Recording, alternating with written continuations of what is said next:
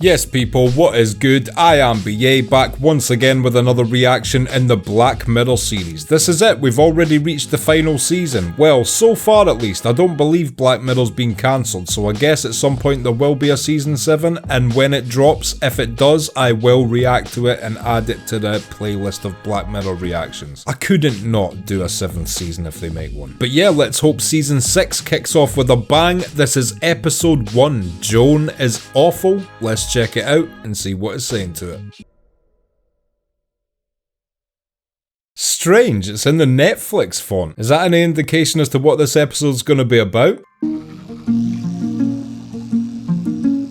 Surf or die, or sometimes both if there's sharks. Well, all the markers are in place for a typical Black Mirror episode thus far. Fancy as fuck upper middle class house I am envious of? Check. Regular enough start to someone's day? Check.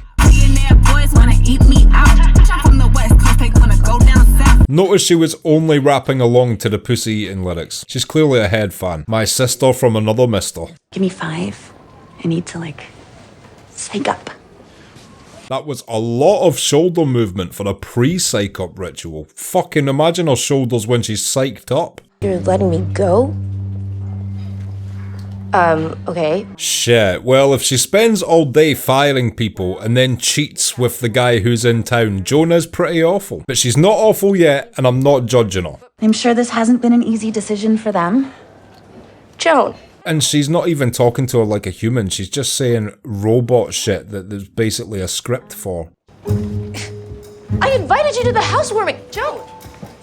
But you do have to sympathise, I've never been a powerful enough person in life to, be the person that hires and fires and decides that, but it must absolutely suck to have to fire someone you don't want to. Oh, she's considering it. Joan, you have the power to decide how awful you are. Joan, is that you? I know you're there. Just hit the woman she fired on the head with a pen. Fucking unnecessary, Joan. Maybe he's just a little bit like vanilla. Even the food he cooks is bland. Well, I can't say shit about the food. British people constantly get accused of having some war ration looking food. I make spicy carbonara with red fucking chili peppers and garlic and you can't accuse me of that shit, alright? And then I met Krish, and he was sweet and safe. It sounds like she prefers toxicity, because sometimes those toxic relationships provide that electricity, which you can generate without constant fucking drama, by the way. But yeah, it's an easy way to generate constant, excitement. It's almost like a dopamine addiction, a toxic relationship. Damn, this guy did not let up with the texts. He is being fucking relentless. Oh, for fuck's sake, Joan. Hey. It's the song again. I wonder how many episodes this song actually shows up in. I hope the woman that actually sung it is making a shitload of royalties. It's not too much.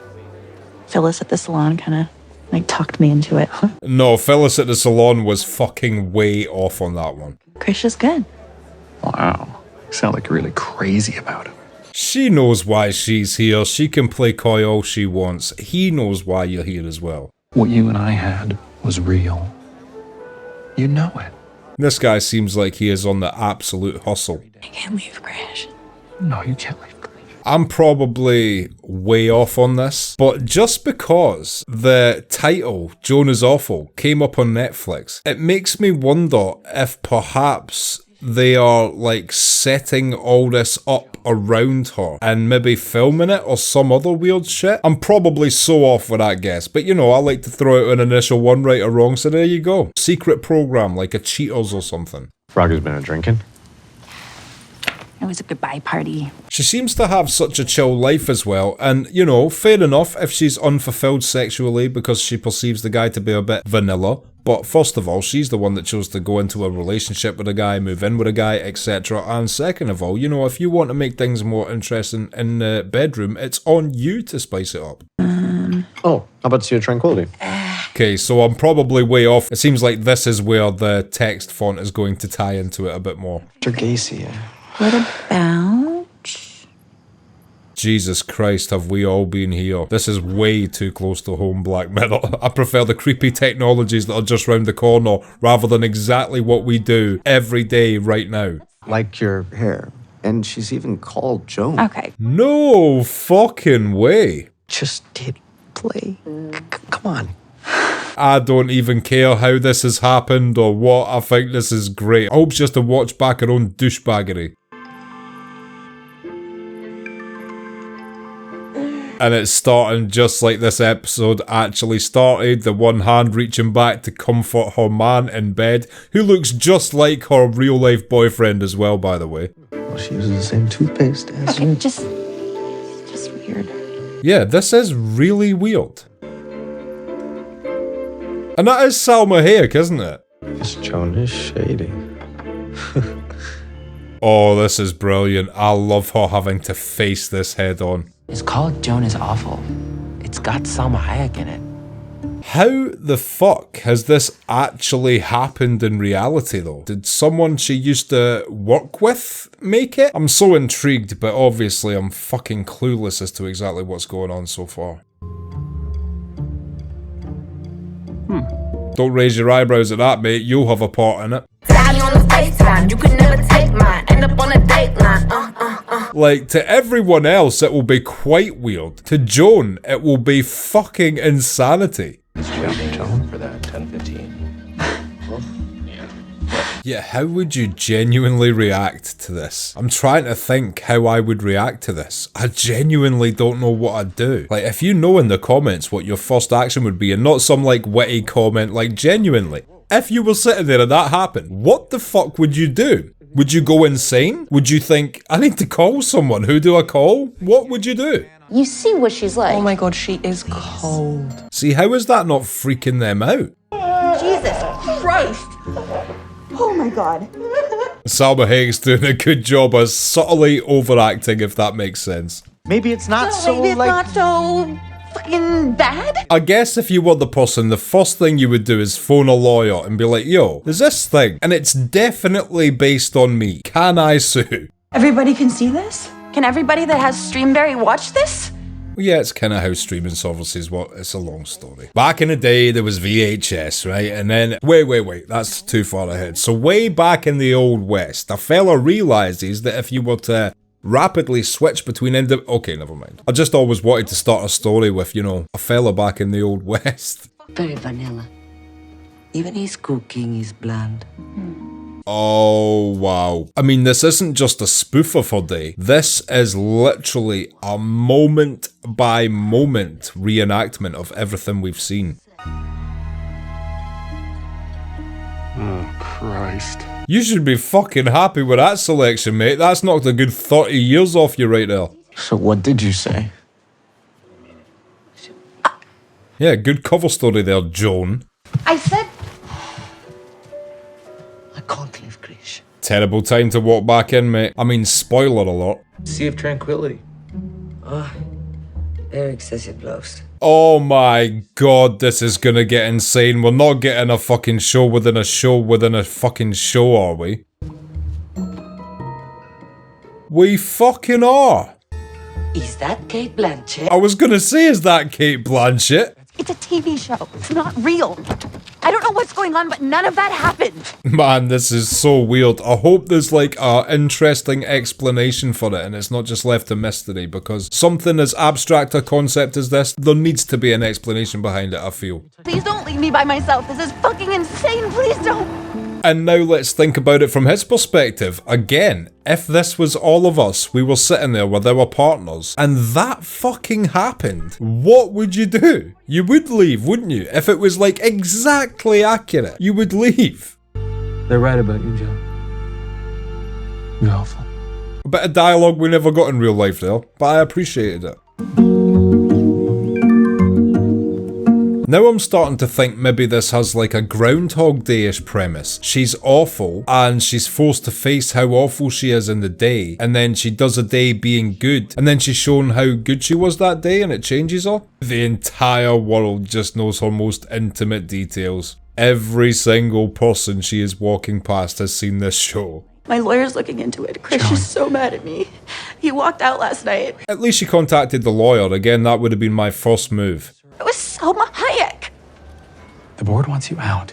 I mean, how can they explain this though? Like, it's not just, you know, something that's been based on it in any way. You know, thinking about it now, because that show aired the night of that day. So what is the explanation for a script being written, a cast being cast, it being filmed, edited, etc., ready to debut on the day which it is representing? This can't be real. You know, thinking about the logistics of it, this has to be some kind of simulation. Perhaps it's a training program to make you better as a person by, you know, making you face your flaws or something. In a pantsuit. I was thinking about the name there as well, and it's incredibly good how they clearly take time to introduce technologies into this show and the companies associated with them and the branding, etc. And Streamberry sounds like a name that could have been chosen if they didn't choose Netflix. Do you know what I'm saying? It sounds like a very modern streaming servicey name. They're using me, so... And you assign them the right to exploit all of that. What the fuck? All of that would have popped up on your phone or whatever when you first signed up to Streamberry. You clicked accept. Oh man, it's almost funny that it's, you know, a punch at the terms and conditions thing, but it's also very true, you know, none of us read them. I'm gonna sue Selma Hayek. For what? For... But it still doesn't explain how they were able to film, edit, cast, etc. and air it the same night, and, you know, certain segments were just moments after the real section happened. There has got to be some otherworldly, technological reason for this outside of Streamberry's terms and conditions. Right, so it's all computers. That's how they get it on the service so fast. Oh shit, so it's AI, right, okay, now it all makes sense. Shoot deodorizing, and then you walking down the street and shoot deodorizing, and you can't escape it, and it's... Yeah. This actress is doing a very good job. It's hard to even act like how you would be in her situation, but I feel like she's doing a pretty realistic portrayal. Creating characters and dialogue for dramatic purposes. Wow, well, if there was ever a bigger lesson to us all that terms and conditions need to be looked at closer, it would be this show. I guess we all just rely on, like, someone somewhere discovering it and telling us all, you know, before we realise. By that time, we'll have all signed up like idiots, though. Hey, how you doing out there? Cool. Fuck! Understandable. Sorry, do I know you? This actress is fucking killing it. She's so good in this. Something I said earlier though still rings true. The show's called Joan is Awful. It's getting a lot of coverage because of how awful Joan is. If she just chooses to wake up tomorrow and be a good person, you know, that's what they'll see of her. But no, she's fucking that dude. We'll see that in episode 3 tomorrow. I can't get hard. What's funny is he's unable to perform because he knows it's going to be on the show, but also now on the show he's going to be the limp dick dude, so you know, kind of a double-edged sword, and not an erect one. Page 58 of the terms and conditions! They just said so on the show! What about the supporting actors? Why can't they sue for defamation? Or if they haven't signed away the rights on Streamberry, why can't they protest being put in the show? The whole show is CGI. It's generated by a quantum computer. This is something that I have mentioned several times throughout these reactions, so if you've watched these reactions, I'll sound like a broken record mentioning it again, but you guys know I always talk about, you know, generated movies being very, very close to actualization, so this is actually a genius step further with that thought process, you know. We already sign our shit away without reading terms and conditions to a streaming service. If AI can now instantaneously generate movies, why wouldn't they want us to sign all our lives away so they could make content out of it? This is a really strange protest. What is her plan? Is this just going to be the burger episode? What is she fucking doing? Whatever it is, she knows how to make good television. Anyone knows a reason? What in the fuck? Merry Christmas, one and all! Don't do it, Joan! With a fucking penis drawn on her forehead and lipstick, no less. She is trying her absolute best to do some shit they actually can't air tomorrow. Salma Hayek's gonna fucking hate this. It's on my list. Just wait till episode 4. It's gonna be a blast. Now, of course, I was suggesting she could just take the you know, less weird route and just try and be nice, but I do appreciate her literal dirty protest. Let him speak now. Look how fucking manic her pigtails have become.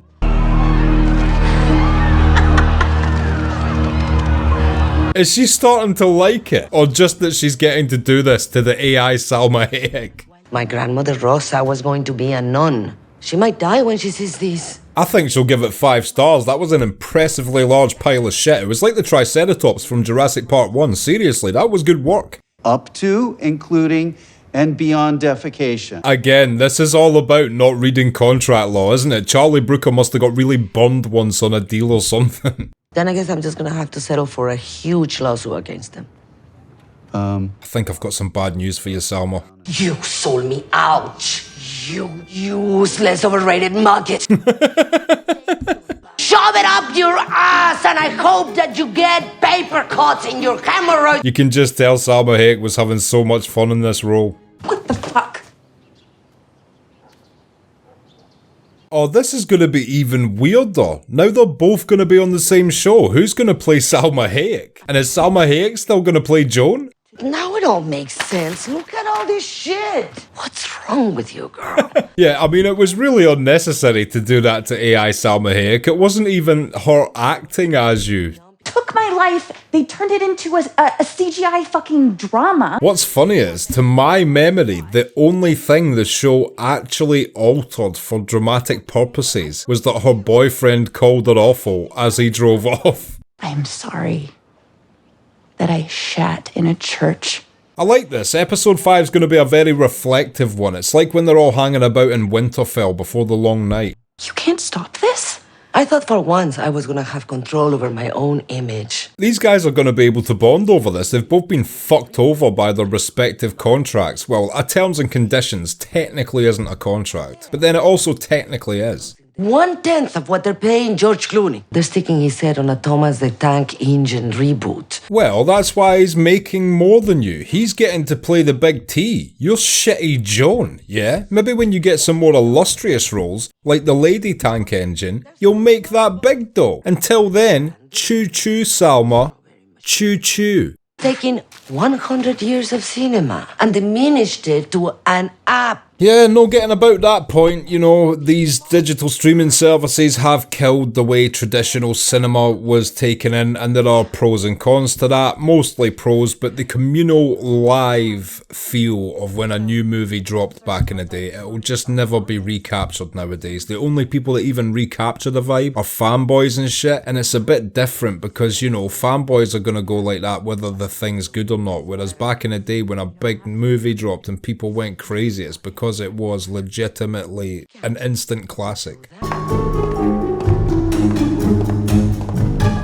Liking the nipple buttons, Salma? All I can think about is hot birria coming out of my bottom. Of course. Yeah, Joan really did an unnecessarily dirty move to Salma Hayek there. She is an absolute sex goddess. How dare you implant the image in people's heads of her shitting diarrhea in a church. Except for the people out there that like that, then it's like Salma Hayek has just been amplified by a million to them. With a scat fetish as well, you're like, oh man. Anyone could have that fetish and you wouldn't know about it. You would. They would fucking stink. You scrub that shit 4 times, you will smell like shit. What are you wearing? It's a disguise. Take it off, they're gonna think you're kidnapping me. Very true. You can't look that regular next to Salma Hayek. You'll get headshotted instantly. So, here at Streambury, we are passionate.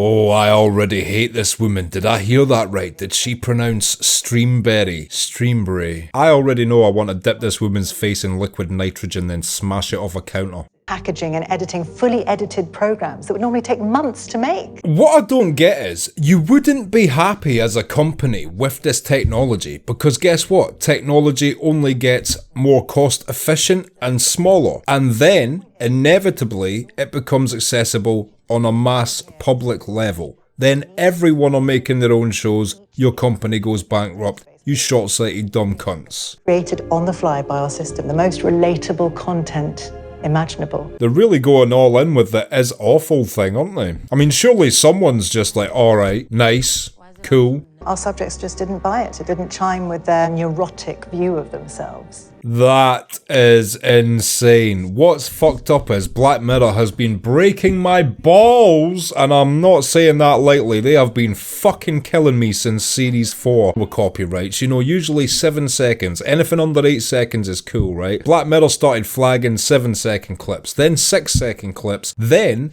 started classing like 5.1 seconds as a 6-second clip. Still copyright struck me. So, unfortunately, I'm gonna have to clip some of that brilliant explanation that woman just gave, because I stopped to listen to the brilliant explanation and then I have to talk. You know, usually I would have broken that up with 2 or 3 comments or tried to put a lot of the explanation in. So I can only apologise if some of these Black Mirror episodes, the last 2 seasons specifically, have seemed a bit choppier than my usual edits, and it's because I've been getting absolutely murdered with copyright strikes. You're a version of Joan, played by a digital likeness of Annie Murphy. No fucking way. So who is the real Joan? This is an adaptation of Joan's life. You're in a show right now. I'm in a show right now? Shit, so this is a simulation within a simulation. Like Russian dolls. Salma Hayek licensed her face to play Joan on level 2 and to play herself here on level 1. When he says it out loud, it sounds complicated, but you know, I'm sure you guys were all the same because most of my commenters are very intelligent people, but I got exactly what was going on instantly there. It's called Joan is Awful. It's her story, by which I mean the real her. I'm not Annie Murphy. And now I'm curious as to whether or not the real Joan is even awful. You know, what if the real Joan didn't do any of that shit and it was just all fabricated for dramatic effect? Fucking computer. That's one way to fix it. But then she'll just be killing the first simulated version of the quantum computer, no? The real quantum computer will be outside of that. Come on! Just kill that com-puta! Okay, just wait a second, wait. The fact that this is level 1 simulated Salma Hayek is making more sense now, due to some of her acting choices. Billions of simulated souls who consider themselves to be real will die. Now, usually, obviously, I argue on the side of, you know, if it's a perfect digital replication, then there is no differentiate. But when these people are trapped in shows for entertainment purposes, bring down the fucking axe. The fact that I'm standing here right now means that Source Joan already stood here and— Wow, that's such a good point. Joan has already done this. No! Computer! Joan! Fucking Jesus! Understandable. Ah, now we're getting the real Joan.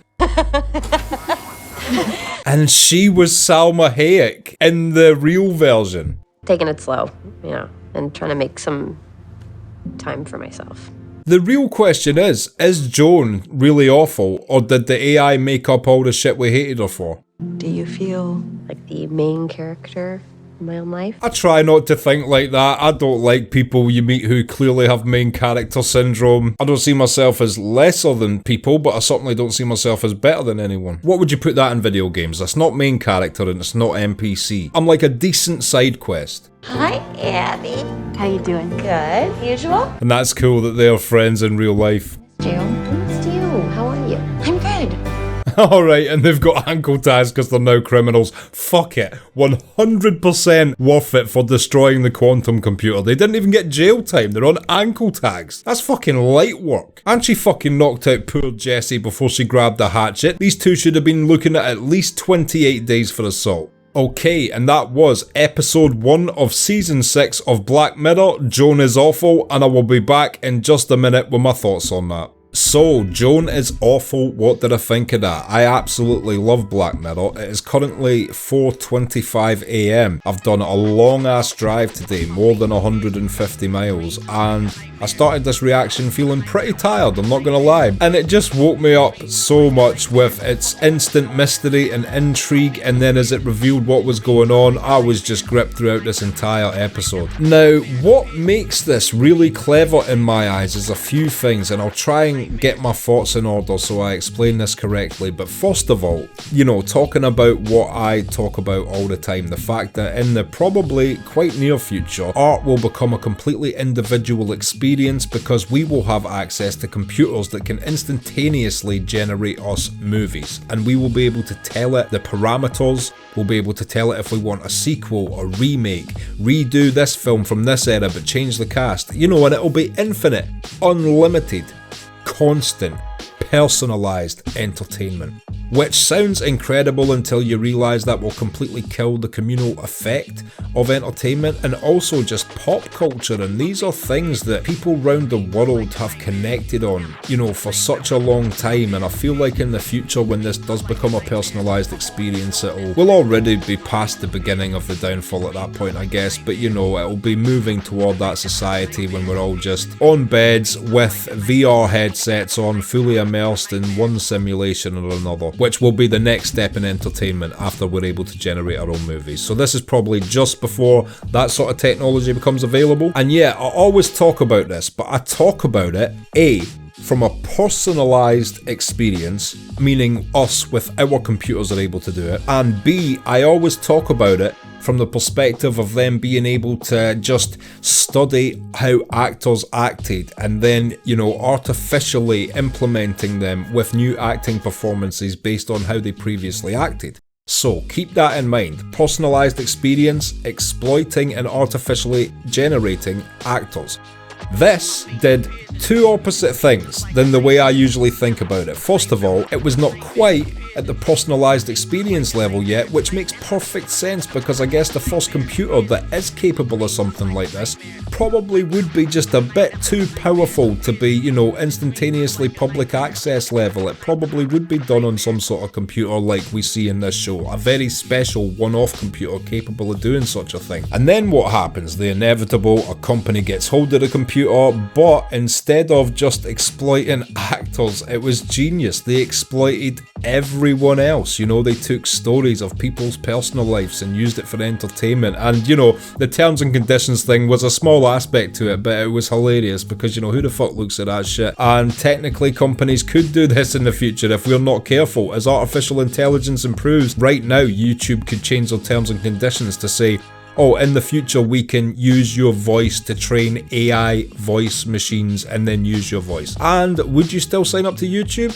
It's a weird one. Some people would, not giving a fuck. And then boom, with one terms and conditions click, you've signed over the rights to your voice forever. So yeah, I thought it was genius that they did those two different steps from the way I usually think about it to show how the everyday person could be exploited, which of course 100% is believable and makes sense as well because, you know, people are suckers for reality television.